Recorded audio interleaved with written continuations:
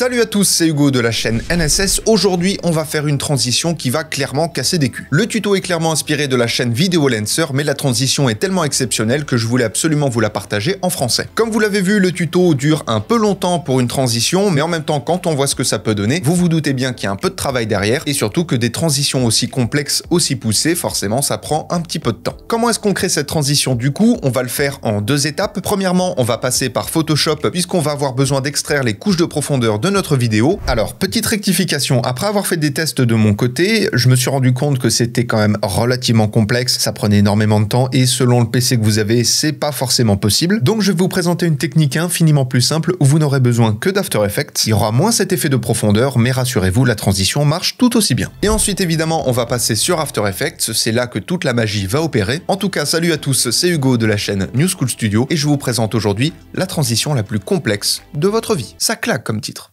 Pour commencer, on va créer une base de vidéo. Premièrement, on va placer le rush qui va se trouver avant la transition et ensuite on va placer le rush qui se trouve après la transition. Donc premièrement, je mets le rush d'avant que je vais couper à 2 secondes. Alors pour couper un rush, vous faites CTRL Maj plus D. Ça va vous séparer le rush en 2 pistes à l'endroit où se trouve votre tête de lecture et vous supprimez ce qui se trouve après. Et ensuite, juste au-dessus, vous allez placer donc l'autre rush, celui qui va se trouver après la transition. Et sur ce dernier, vous allez faire un clic droit, sélectionner Précomposition. Vous allez sélectionner transférer tous les attributs dans une nouvelle composition et vous allez le renommer base vidéo et vous faites OK. Vous allez sélectionner votre base vidéo, faire CTRL D pour la dupliquer. Vous allez faire un clic droit dans votre timeline, aller sur nouveau, puis solide, vous créez un solide blanc et vous faites OK. Sur ce solide, vous allez mettre l'effet gamme des dégradés. Vous allez sélectionner permuter les couleurs, donc vous avez le noir en bas et le blanc en haut. Et dans votre timeline, vous allez passer le mode de fusion de normal à lumière crue. Alors si vous n'avez pas les modes de fusion, au niveau de cette ligne-là avec tous les boutons, vous faites un clic droit, vous allez dans colonne et vous sélectionnez mode. Donc là, comme vous le voyez, le bas de notre image est plus sombre et le haut de notre image est plus clair. Ça, c'est surtout pour les rushs de paysage où vous allez avoir une évolution de la transition qui va être relativement verticale en fonction donc du décor qui va plutôt partir du bas de l'écran, donc du premier plan et évoluer à la verticale jusqu'à l'arrière-plan. Et la technique donc plus simple dont je vous ai parlé en introduction, c'est que au lieu d'extraire les couches de profondeur, on va se servir justement de ce dégradé du noir vers le blanc pour aider la transition à justement respecter ce principe de verticalité. Mais de toute façon, vous allez comprendre un peu plus tard. Et ensuite, vous sélectionnez et la base vidéo et le blanc, vous faites un clic droit, à nouveau précomposition, et là vous marquez profondeur, entre parenthèses, map, et vous faites OK. La précomposition de profondeur, vous allez pouvoir la mettre en dessous de la base vidéo et la cacher, et on va sélectionner nos deux éléments et les placer à 20 images à peu près. 20 images, ce sera donc le début de notre transition. Dans votre fenêtre effet, vous allez taper voler et venir glisser et déposer l'effet volet graduel sur la base vidéo. Vous allez vous mettre au début de votre base vidéo, activer le chronomètre de pourcentage et passer la valeur de 0 à 100, avancer d'1 seconde 15 à peu près. Vous modifiez le pourcentage cette fois-ci de 100 à 0. Quand vous appuyez sur la touche U, ça va pouvoir vous afficher votre animation et donc on a 2 points clés. Donc là, comme vous le voyez, ça va nous faire une transition entre les deux éléments. Vous passez le lissage de 0 à 15 et vous allez choisir en calque de référence, vous allez passer de base à profondeur. Et surtout, important, on n'oublie pas de cocher la case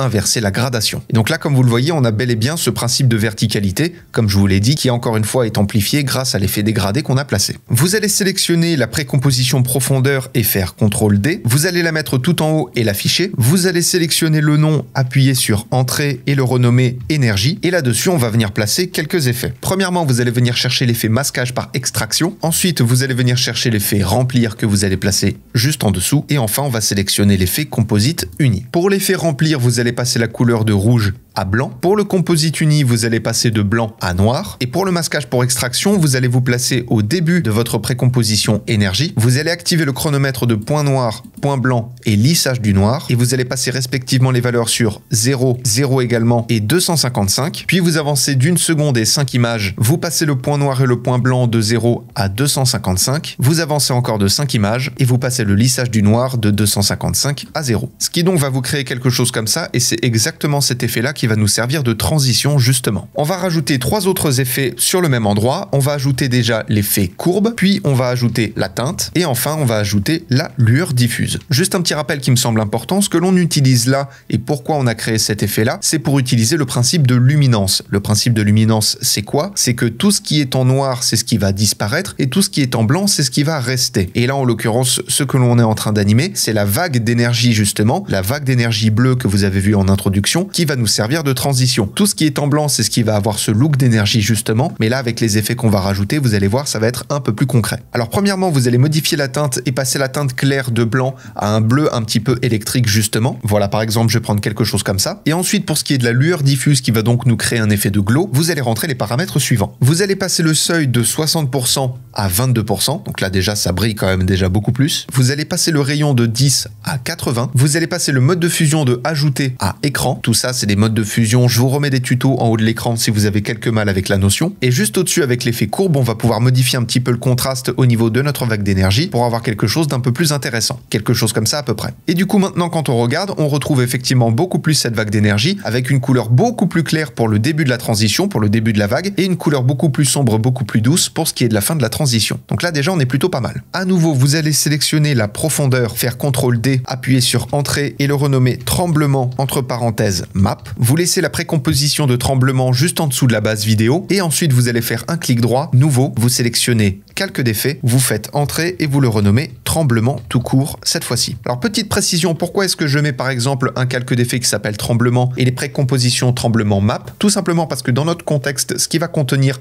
la map, c'est des visuels qui vont être en noir et blanc justement pour avoir ce principe de luminance. C'est simplement pour faire une distinction. Sur votre calque d'effet de tremblement, vous allez venir placer deux effets. Premièrement, le paramètre glissière qui va nous permettre de slider d'une valeur à une autre sur un autre effet, c'est-à-dire de créer une animation à partir d'un effet distinct. Alors comme ça, c'est un peu flou, mais vous allez voir juste après. Et ensuite, vous allez venir chercher l'effet décalage des couches. Juste avant de modifier nos paramètres, on va modifier le mode de fusion de énergie pour récupérer des couleurs et ne pas rester en noir et blanc. Et vous allez passer le mode de fusion de normal à addition. Voilà, donc comme ça, on récupère nos rushs. Voilà, et du coup, là, comme je vous ai dit, on retrouve vraiment notre transition entre les deux rushs avec la vague d'énergie. Donc pour ce qui est de notre calque de tremblement, on va modifier le paramètre alpha du décalage de contour et le passer de alpha à tout, et on va également ajouter entre les deux effets l'effet dispersion, et c'est vraiment lui qui va être important pour notre effet justement de dispersion. Premièrement, vous allez passer le calque de référence de tremblement à tremblement map, puisque comme je vous l'ai dit, c'est vraiment ces valeurs de noir et de blanc qui vont nous intéresser, et vous allez passer de source à effet et masque. Et là, on va faire quelque chose que je fais pas souvent sur la chaîne, mais là pour le coup, on va l'utiliser plusieurs fois, c'est les expressions. Alors je vous remets un tuto en haut de l'écran, j'ai pas le temps de tout vous réexpliquer, c'est un petit peu long. Retenez globalement que ce que l'on va rentrer, c'est une commande. Donc pour rentrer cette commande, cette expression, vous allez maintenir la touche Alt et cliquer sur le chronomètre de horizontal maxi. Et à partir de là, vous allez rentrer l'expression suivante, wiggle, parenthèse 20. Vous marquez une virgule pour séparer les deux valeurs. Et la deuxième valeur, c'est justement, comme je vous l'ai dit, le paramètre glissière qui va nous permettre de slider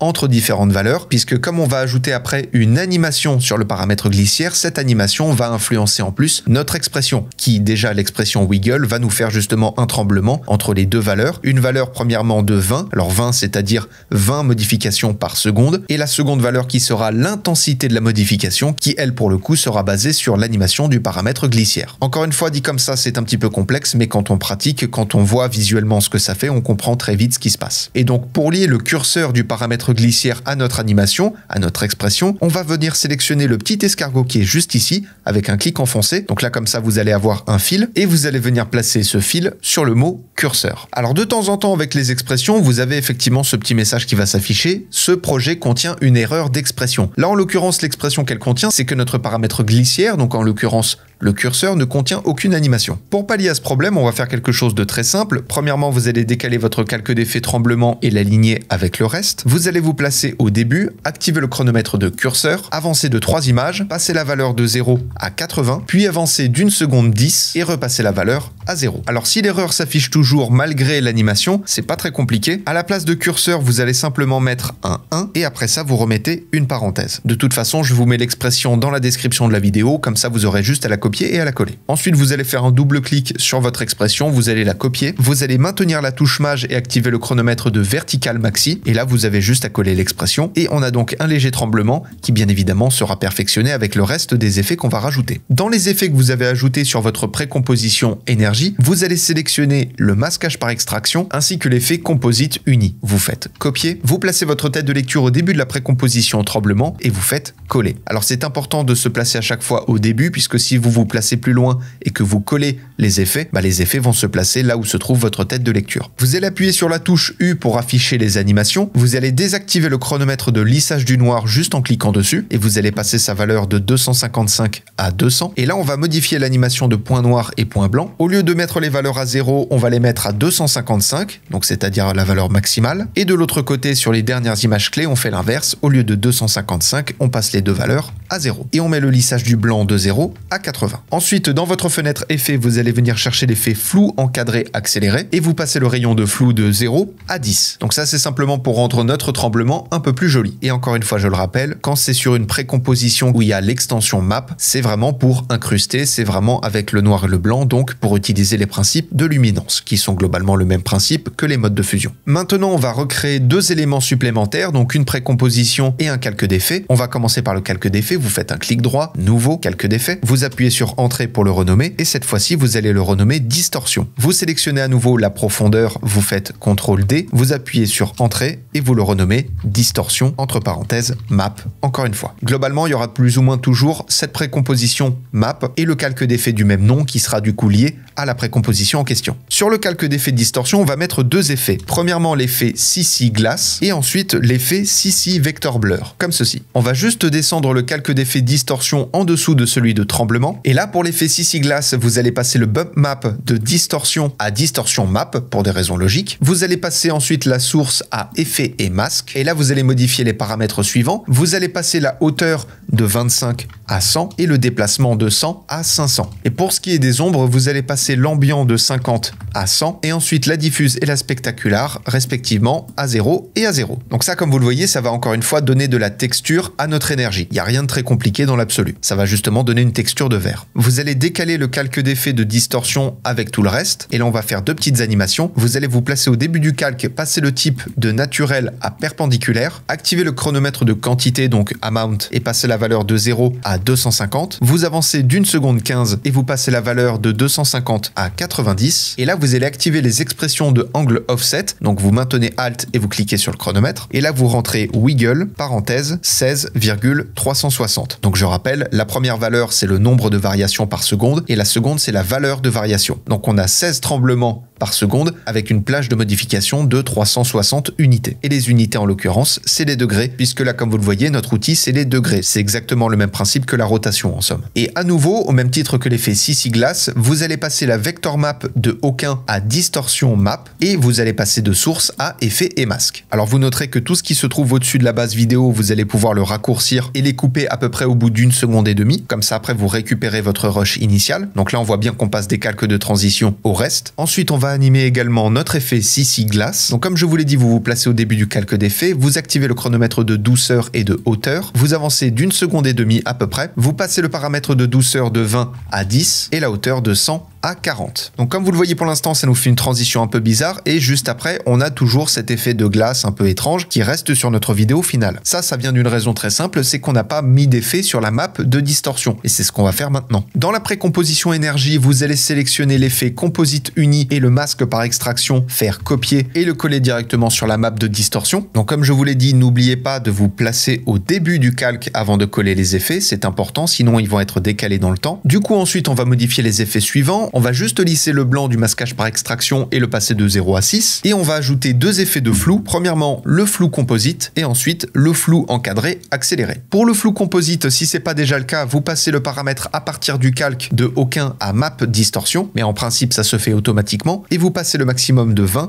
à 200. Et pour le flou encadré accéléré, vous passez le rayon de flou de 0 à 15. Et donc là, du coup, on retrouve une transition beaucoup plus intéressante. On a quelque chose de beaucoup plus organique. Et rassurez-vous, on a bientôt fini. On a fait le plus dur. On va ajouter quelques aberrations chromatiques et pour ça, vous allez sélectionner le calque distorsion, faire CTRL D, appuyer sur la touche entrée pour le renommer et le renommer aberration. Sur ce calque d'effet là, vous allez pouvoir supprimer l'effet CC Vector Blur, vous laissez l'effet CC Glass tel quel, vous n'avez pas besoin de le modifier et ensuite dans votre fenêtre effet, vous allez venir chercher l'effet correspondance des couches que vous placez en dessous de l'effet CC Glass. Là, vous allez faire une chose très simple. Dans la correspondance des couches, même si ça peut paraître un peu compliqué, la seule chose que vous allez modifier, c'est le calque source 2, donc juste au-dessus de vert, et passer de aucun à aberration. Et donc là, comme vous le voyez, ça nous a rajouté des aberrations chromatiques. Là, globalement, la transition est quasiment terminée. On peut rajouter du détail si vous le souhaitez, mais surtout, on va régler un petit souci comme vous le voyez. Il nous manque un peu de matière, mais pour ça, on va régler le problème d'une manière très simple. Dans votre fenêtre effet, vous allez venir chercher l'effet juxtaposition directionnelle que vous allez placer en dessous du paramètre glissière du calque tremblement. Globalement, ça va nous masquer, ça va nous remplir ce qui nous manque par un effet de miroir. Et donc, une fois l'effet placé, vous allez cocher la case contour en miroir et passer par exemple la largeur en sortie de 100 à 120 et la hauteur en sortie également de 100 à 120. Comme ça, vous n'avez plus de problème. Et voilà, le problème est réglé. Maintenant, comme je vous l'ai dit, si ça vous intéresse, vous pouvez rajouter du détail. Mais comme le tuto est déjà très long, je vous laisserai regarder ça de votre côté pour vous créer une transition personnalisée et unique. Exceptionnellement, dans ce tuto, je n'ai pas mis d'interlude pour vous expliquer 2-3 petites choses en plus parce que concrètement, tout se passe et sur Photoshop et sur After Effects et surtout, le tuto est quand même relativement long parce qu'il y a beaucoup de choses à expliquer et surtout tout détailler étape par étape pour que tout soit compréhensible. Forcément, ça prend du temps. Mais à partir de là, une fois que vous êtes arrivé à ce stade de la vidéo, évidemment, vous avez toutes les clés en main pour réaliser cette transition si c'est pas déjà fait. Et pour les quelques petits malins qui pourraient me demander est-ce que tu pourrais nous mettre le fichier After Effects en description, la réponse est non. Non pas parce que je suis sadique, mais parce que j'aimerais bien que vous travailliez un petit peu ça aussi. L'idée, c'est pas de faire des tutos pour derrière juste vous filer une solution et que le tuto ne serve à rien. Évidemment, il y a un intérêt derrière, qui n'est d'ailleurs pas tant pour moi que pour vous de progresser. Apprenez, utilisez, progressez, tout ça. Mais bref, je m'éparpille. Comme je l'ai dit dans le précédent tuto, vous avez dans la description 2 liens. Le premier vers le nouveau site New School Studio, parce qu'il y a un nouveau site qui accueillera les futures formations en 2024. La première sera d'ailleurs une formation sur After Effects, une initiation, et ensuite vous avez simplement le lien pour me rejoindre sur mon Instagram. Évidemment, c'est toujours bien de se faire un peu de promo. Mais bref, allez créer cette transition, vous allez voir, vous allez l'adorer. Personnellement, c'est probablement ma transition préférée de tout ce que j'ai pu créer. Et en attendant les prochains tutos, apprenez, utilisez et progressez dans vos montages. Je vous fais des bisous et à plus.